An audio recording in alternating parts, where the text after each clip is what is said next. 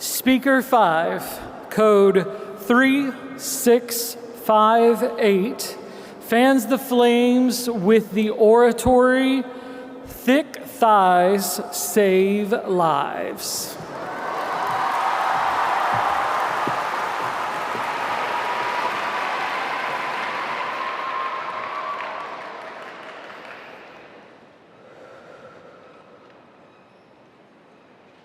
For 17 years, I've grown up observing humanity and our way of living.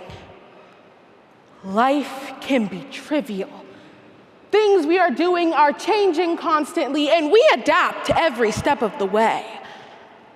But I have the one thing that might just save our world.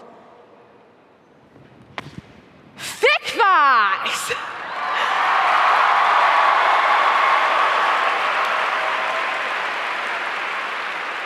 My good friend and the poster girl for the body positivity movement, Lizzo, has taught me that thick thighs can save lives.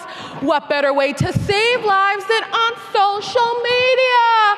Hashtag rockin' bod. Hashtag twinning with Beyonce.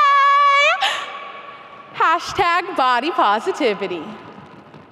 The body positivity movement has been built around the notion of accepting all body types. However, this concept of acceptance is not equally applied to people of color. The body positivity movement lifts and celebrates white women while failing to provide positive affirmation to plus-size Black women, leaving Black women behind in yet another inclusive movement. So today, let's examine the history of body positivity, then understand why ignoring plus-size Black women destroys our body image. And finally, discover how to actively recognize Black women in the body positivity movement. Because I don't just want my thick thighs to save lives, I want all our thighs to save lives.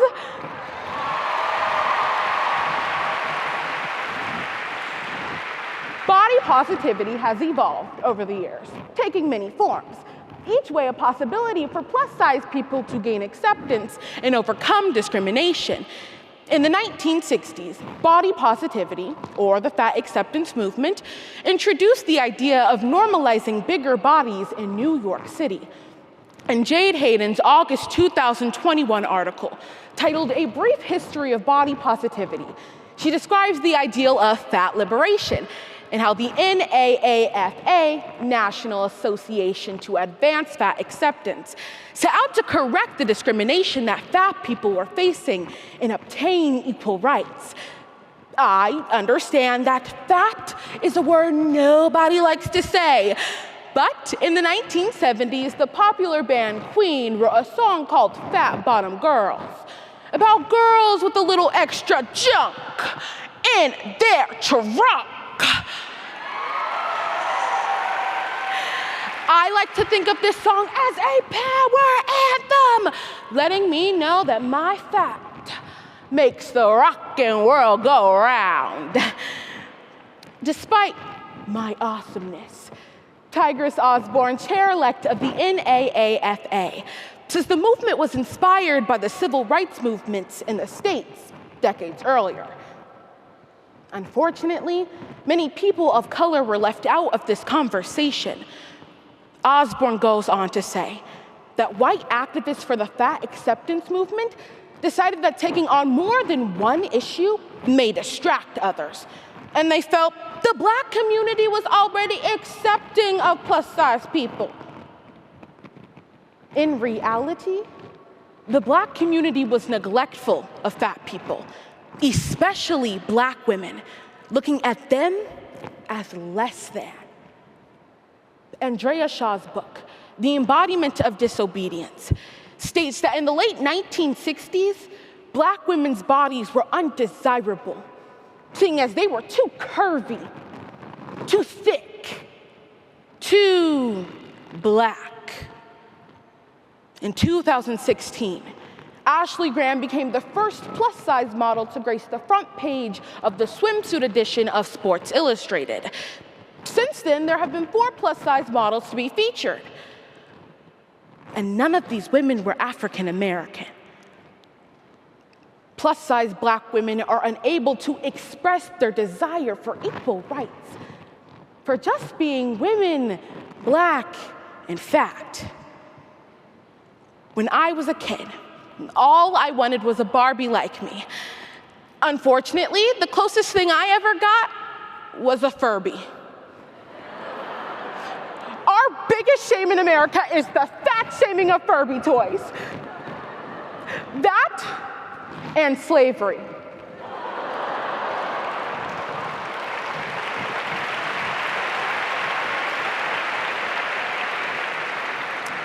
At least Barbie decided to compensate with skinny Black dolls.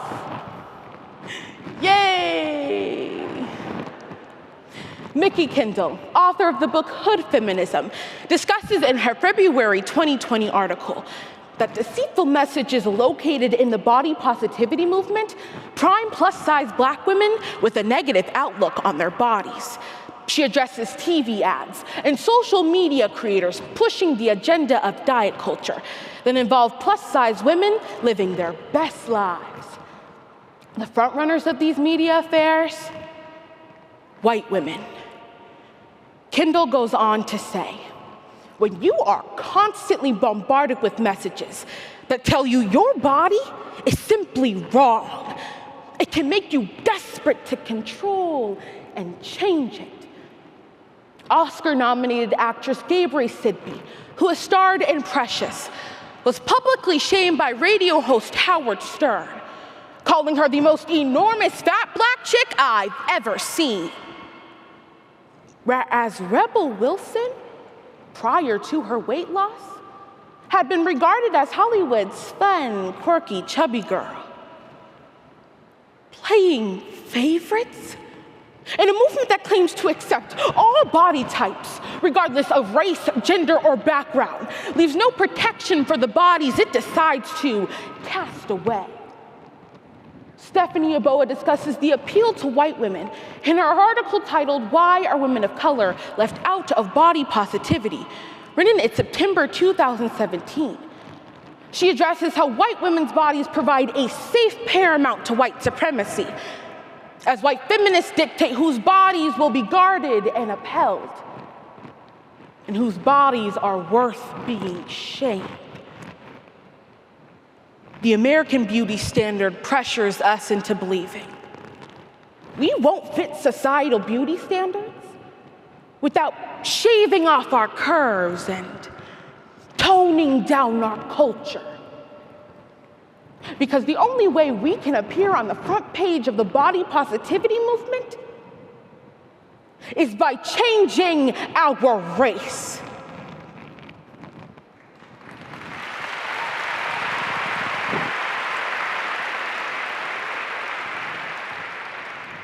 Plus-size Black women face many challenges living in America that claims freedom for all.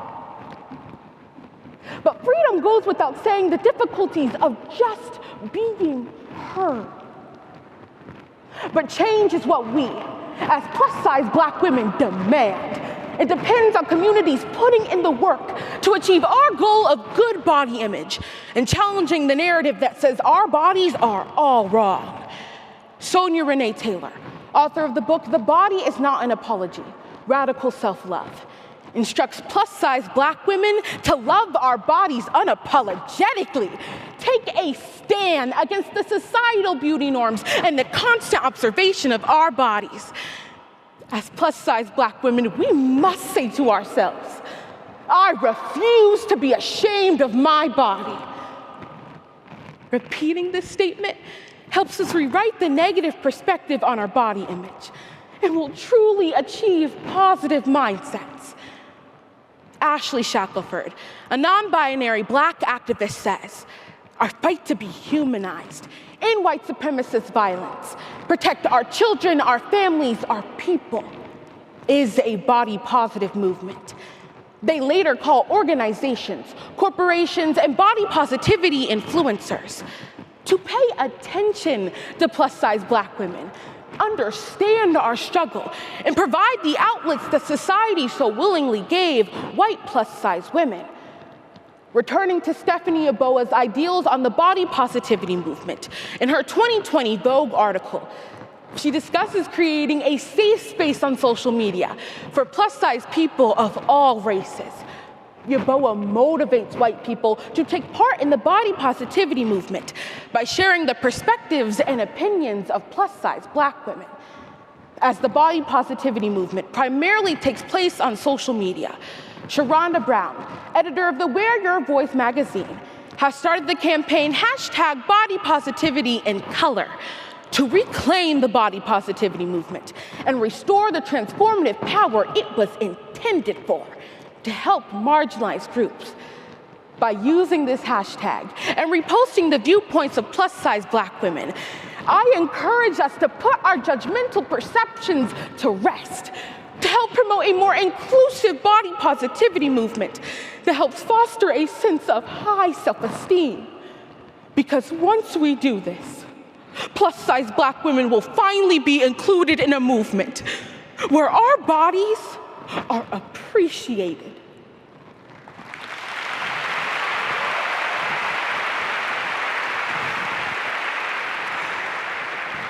Hopefully you're taking a page out of Lizzo's book and feeling good as hell as your thick thighs are geared up to save the world.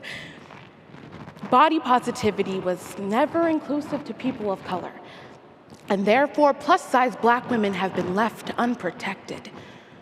Today, we discussed the history of body positivity, then understood why ignoring plus-size Black women destroys our body image, and finally discovered how to actively recognize Black women in the body positivity movement. Black women's bodies seem to cause turmoil in the minds of ignorant people. But together, we can help ease the confusion, helping Black women's bodies feel loved, appreciated, and accepted.